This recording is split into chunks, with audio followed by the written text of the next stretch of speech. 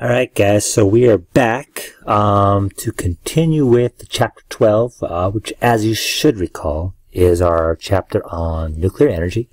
So we're moving to lecture number 5, the second lecture from chapter 12. So, we talked earlier in lecture number 4 about how nuclear power works, the amount of fuel required, and how we use the heat from nuclear reactions to boil water, which creates steam, which spins a turbine, which powers a generator, which then feeds electricity out to the grid, much in the same way we use coal. Although the reactions going on, of course, are much different, and they present a whole different set of problems. So, if you recall, one of the biggest benefits of nuclear power is that it's available 24/7. Much like coal and natural gas would be, except it does not have the same type of environmental footprint that coal and natural gas have. So first of all, it requires much less fuel, okay, which means we have to disturb less land, there's less mining involved, etc., okay, and super important in today's day and age, it's more or less carbon-free in terms of the production of nuclear energy. There's no combustion and thus no carbon dioxide production. Although, I guess if you count the mining equipment, etc., needed to mine uranium, enrich it, there's still some carbon footprint, but nothing like it would be for coal or natural gas. All right. Now, there is, though, of course, the downside to nuclear energy, and that has to do with safety and the storage of the radioactive waste. All right. So, one of the biggest safety concerns we have in our nuclear power plants is the possibility of a nuclear meltdown. So, if the reaction, the fission reaction is not properly controlled, right, we can generate too much heat. Now, the uranium's encased in ceramic, which are encased in like a metal, encasing, right, designed to withstand extreme temperatures, but if fission can produce extreme temperatures, and if it's not controlled properly, we actually start to melt the reactor core and the fuel encasing, etc. And that's that meltdown that we would see. Okay, now in the case of a meltdown, there's lots of pressure that builds up, and radiation can be released. All right, now there have not been very many accidents in nuclear power plants. So if you take all the nuclear power plants in operation, the number of accidents and the probability of a meltdown is pretty darn small. Okay, but there is this public perception that nuclear power is not safe, and that's because when there is a meltdown, it tends to be much more catastrophic than, say, a problem at a coal-fired power plant because of the release of the radiation and the issues that surround that. Okay, some major accidents that have occurred in the past, right here in the United States, is 3 Mile Island. All right, and by far the most disastrous accident is in Chornobyl, Ukraine, and then of course more recently is the Fukushima Daiichi plant in Japan, following the tsunami. All right, so we'll talk about each of those and kind of what happened in turn. So first of all, Chernobyl, again, by far the worst nuclear accident in history. Okay, and that occurred in 1986 when I was a wee little lad.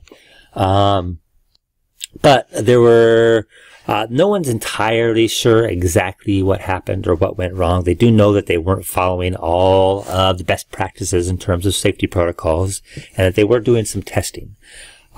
Regardless, there were some explosions released due to a runaway fission reaction, and the explosions kind of blew the roof off, as you can see, the reactor building, and that released large amounts of radiation into the atmosphere.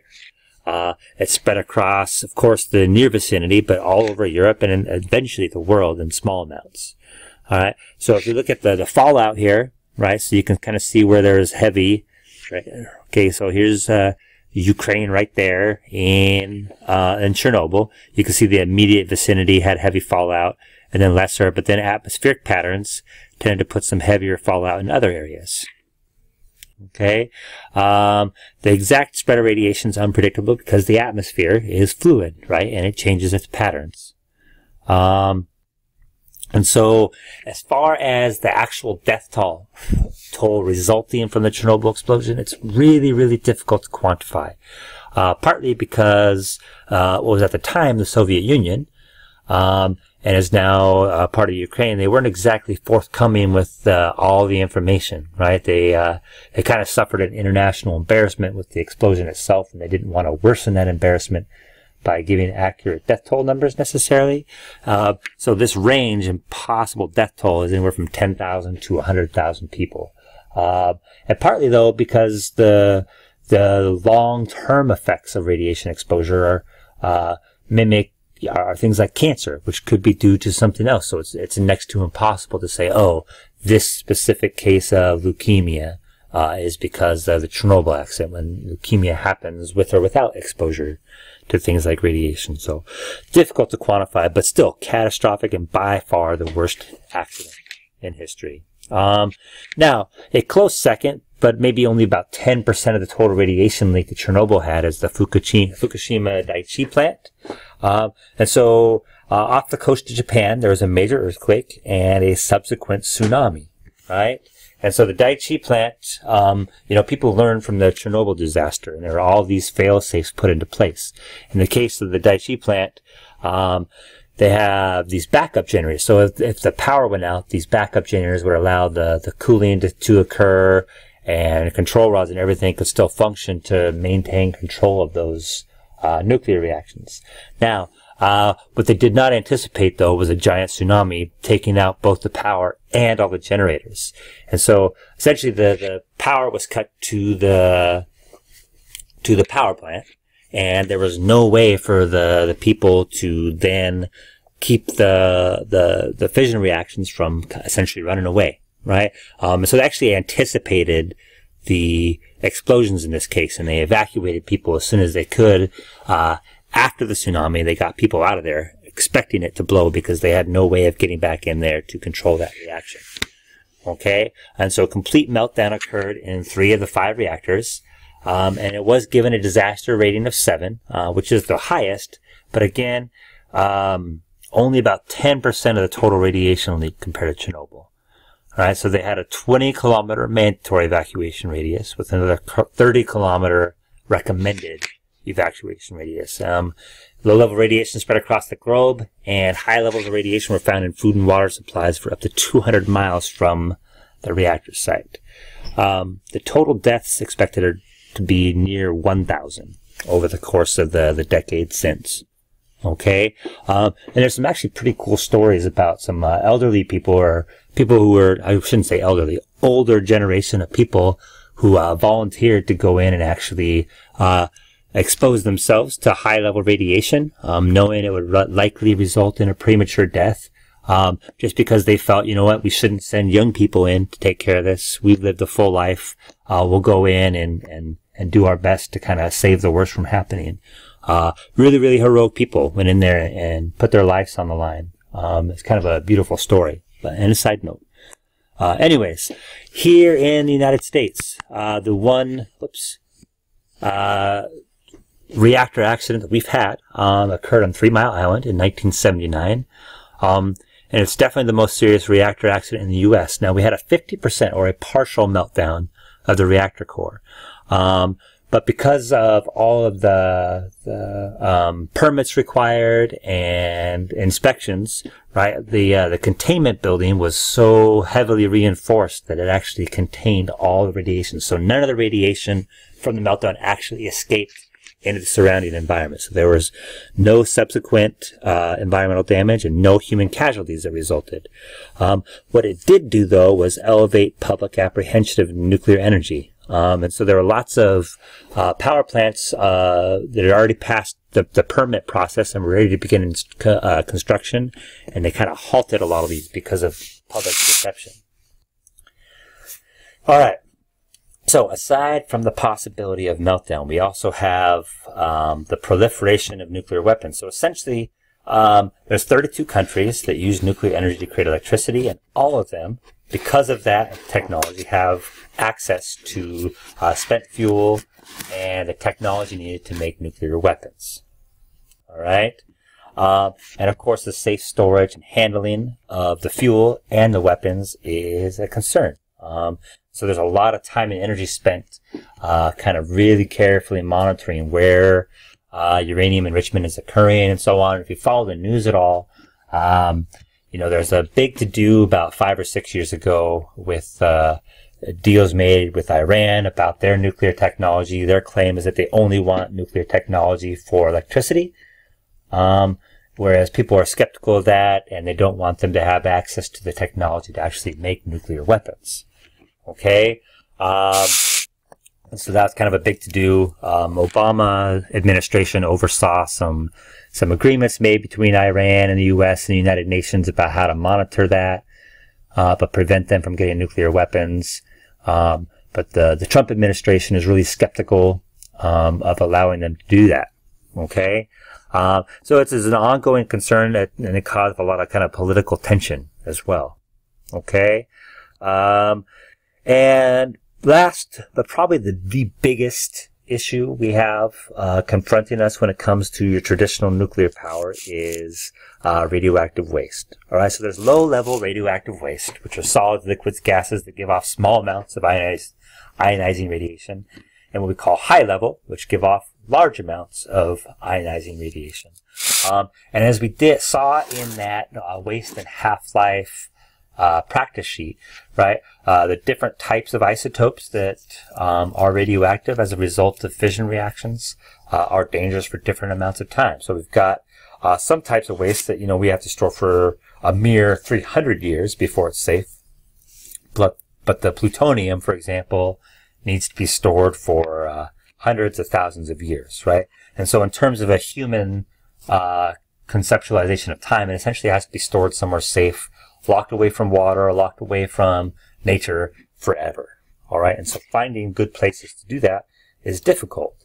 All right, so temporary storage solutions include on-site storage. So at the site of the reactor, we have these containers lined with lead and steel, ultra reinforced, that do a great job of locking that radiation in and prevent it from escaping for the short term. Now, these things are not going to last hundreds of thousands of years, but they certainly will last years to decades while we find a place to put these.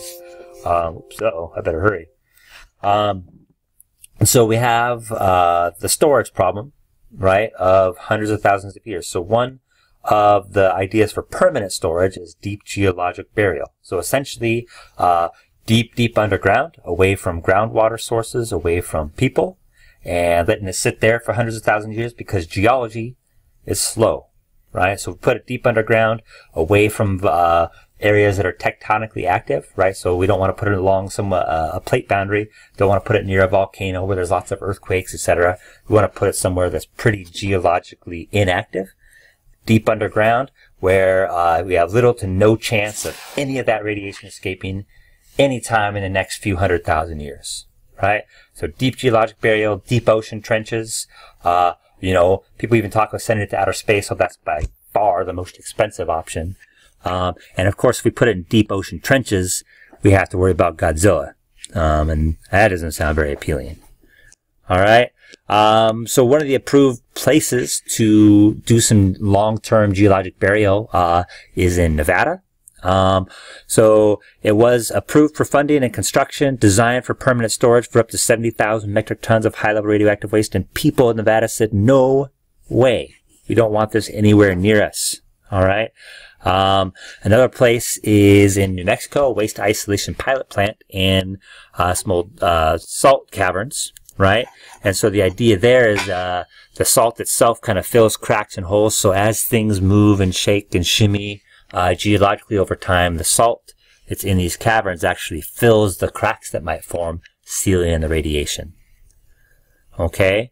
But as a result of the dangers of radioactive waste, we have what's called this NIMBY response, right? Because people don't find nuclear power safe and they don't like the idea of waste being anywhere nearby, the NIMBY response stands for not in my backyard. So lots of people are okay with nuclear power until someone tries to put a plant near where they live.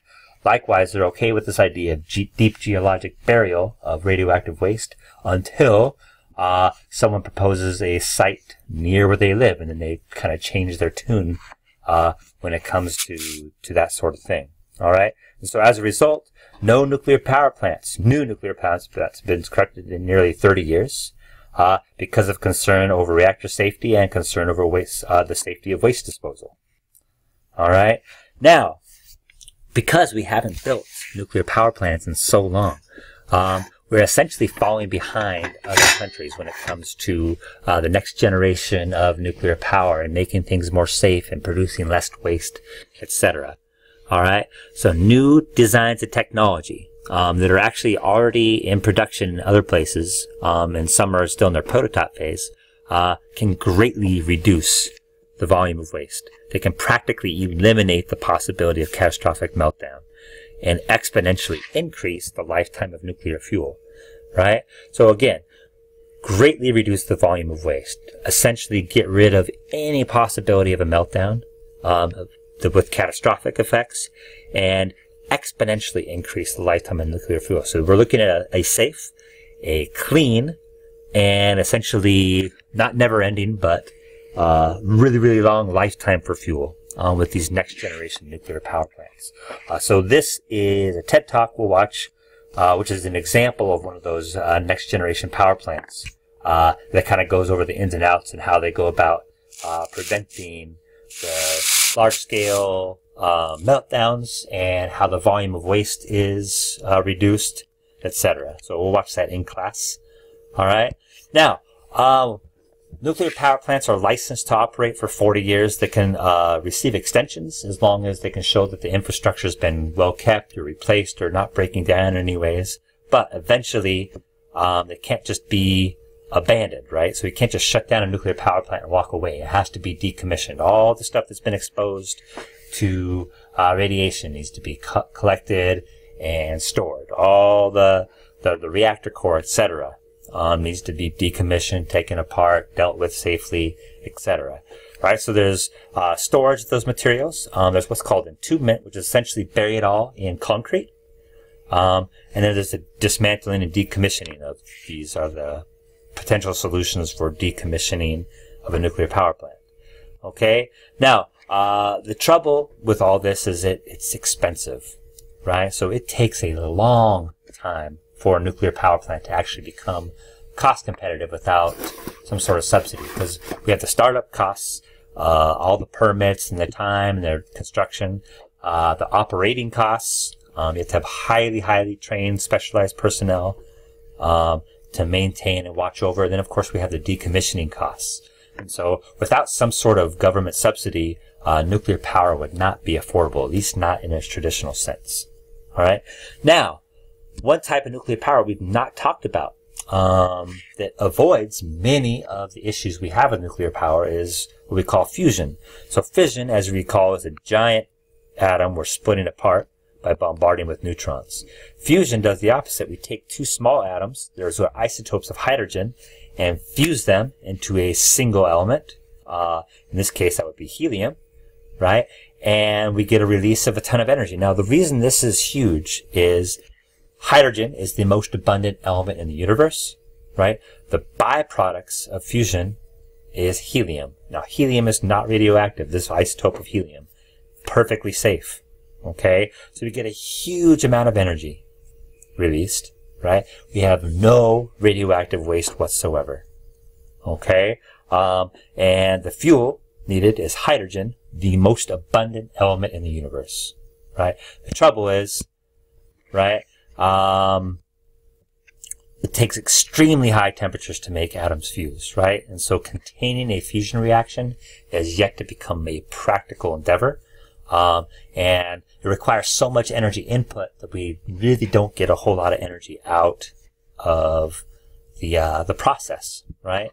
So lots of really important research and work is being done on making fusion power a reality. It's just that right now, the only thing we can really use it for is gigantic nuclear warheads. We can't yet make it practical on a power plant scale.